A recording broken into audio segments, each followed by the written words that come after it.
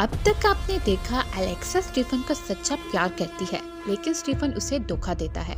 Alexa गुस्से में आकर स्टीफन की बेटी को श्राप देती है कि तुम अपने 16वें जन्मदिन पर मर जाओगी। अब आगे ये सुनकर सब परेशान हो जाते हैं। स्टीफन गिड़गिड़ाते हुए कहता है कि ऐसा मत करो, तुम मेरा बदला मेरी बेटी से मत लो, और उससे दया की भीख मांगने लगता है। तब एलेक्सा उसे कहती है, मैं भी एक लड़की थी, तुमने मेरे साथ क्या किया। स्टीफन उससे बहुत माफी मांगता है। एलेक्सा का दिल पिघल जाता है और कहती है अगर उसके 16वां जन्मदिन पर उसका सच्चा प्यार मिल जाता है तो उसकी जान बच सकती है। स्टीफन इस बात से काफी परेशान होने लगता है कि महल में अब तो बहुत सी लोहे की चीजें हैं। वो एक जादुई परी को बुलाता है और उसे कहता है कि मेरी बेटी को यहाँ से दूर ले जाओ जहाँ कोई भी लोहे की चीज ना हो, और उसे बताना कि उसके माँ बाप मर गए हैं, उसे 16 साल के बाद ही वापस लेकर आना। स्टीफन फिर जंगल पर हमला करने के लिए निकलता है, लेकिन वो कर नहीं पाता। एलेक्सा ने जंगल को अपने जादू से पूरी तरह कवर किया होता है, कोई भी इंसान जंगल में नहीं आ सकता था। फिर हम देखते हैं प्रिंसेस ऐना को। वो परी उसे लेकर काफी दूर चली जाती है, लेकिन एलेक्सा को पता चल जाता है कि वो कहाँ है, और एलेक्सा उस छोटी बच्ची को देखने जाती है और डराने की कोशिश भी करती है, लेकिन प्रिंसेस ऐना उसे देखकर मुस्कुराने लगती है, जिससे एलेक्सा का दिल भी पिघलने लगता है, क्योंकि एलेक्सा दिल से बुरी नहीं होती। फिर हम उस परी को देखते हैं जो कि बहुत ही लापरवाह होती है और अक्सर एलेक्सा प्रिंसेस ऐना की जान बचाती है। वक्त के साथ साथ ऐना बड़ी होती जाती है और वो 15 साल की हो गई थी। एक दिन वो जंगल में घूमने निकलती है और उसे एलेक्सा की बनाई हुई जादुई दीवार दिखाई देती है। उसे महसूस होता है कि उसके आसपास कोई है। वो आवाज देती है, प्लीज जो भी कोई हो मेरे सामने आओ। तभी एलेक्सा उसके सामने आ जाती है तो ऐना उसे देखकर काफी खुश होती है और कहती है, वो आप ही हो जो बचपन से मेरा ख्याल रख रही हो ना, लेकिन कभी मेरे सामने नहीं आई। आप मेरी गॉड मदर हो और आपको मैं बचपन से ही जानती हूँ। आपके साथ एक कौवा भी है जो मुझे बहुत अच्छा लगता है। एलेक्सा को इसकी उम्मीद बिल्कुल भी नहीं थी और इसी वजह से वो बहुत खुश होती है। एलेक्सा ऐना से अपनी बेटी की तरह प्यार करने लगती है और वो नहीं चाहती थी कि इस श्राप की वजह से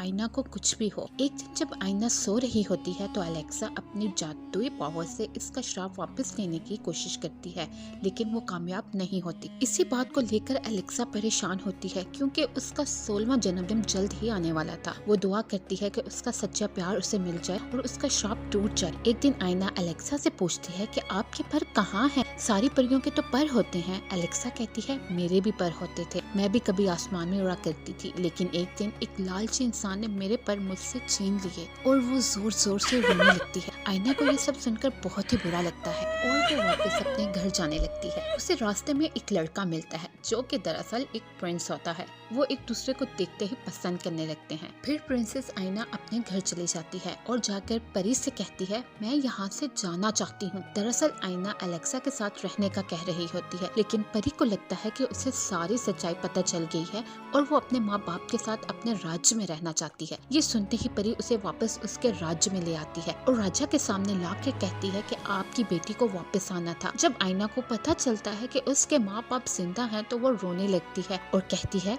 मैंने आपको बहुत याद किया। लेकिन स्टीफन उसे देखकर बहुत गुस्से में आ जाता है और परी से कहता है कि मैंने उसे 16वें जन्मदिन के बाद लाने को कहा था, लेकिन तुम उसे एक दिन पहले ही ले आई हो, और हुक्म देता है कि ऐना को 16वें जन्मदिन तक उसके कमरे में बंद कर दिया जाए और जितनी भी लोहे की चीजें हैं सब हटा दी जाए, उसे कमरे से बाहर ना आने दिया जाए। लेकिन राजा उस श्राप को रोक नहीं पाता। वो किसी भी तरह उस कमरे से बाहर निकल आती है। ऐना इस श्राप के कारण एक हथियार बनाने वाले कमरे की तरफ खींची चली जाती है। श्राप के कारण वो खुद ब खुद एक सुई को टच कर देती है, जिसके कारण वो हमेशा के लिए गहरी नींद में चली जाती है। ये देखकर राजा बहुत ही परेशान होने लगता है क्योंकि अब ऐना उठने वाली नहीं थी, और दूसरी तरफ एलेक्सा को ये सब सुनकर काफी बुरा लगता है। इसीलिए वो उस प्रिंस को बुलाती है क्योंकि एलेक्सा को लग रहा था यही वो लड़का है जिसे ऐना सबसे ज्यादा पसंद करती है और यही उसका सच्चा प्यार है। वो उस लड़की को लेकर उस राज्य में आती है। वो ऐना के पास आता है और उसे माथे पे किस करता है, लेकिन उसे होश नहीं आता। एलेक्सा को पता चल जाता है कि उसका सच्चा प्यार ये नहीं है और वो रोने लगती है और कहती है, मैं तुम्हें बहुत याद कर रही हूँ,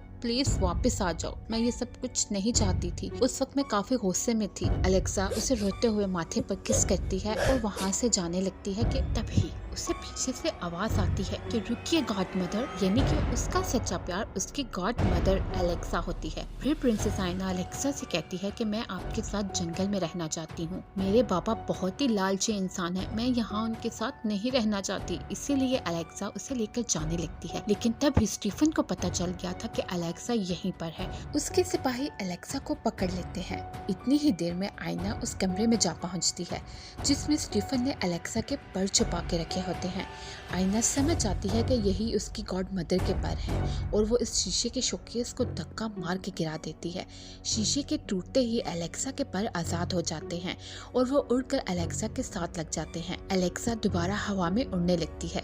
स्टीफन उसके पीछे भागता है और वही कैस्टल की छत से छलांग लगाता है ताकि एलेक्सा के पर पकड़ सके, मगर वो पकड़ नहीं पाता और तेजी से जमीन की तरफ गिरता है। एलेक्सा उसे बचाने की कोशिश करती है लेकिन वो बचा नहीं पाती और स्टीफन जमीन पर गिरकर मर जाता है और उसके साथ साथ स्टीफन के बुरे कर्म भी खत्म हो जाते हैं।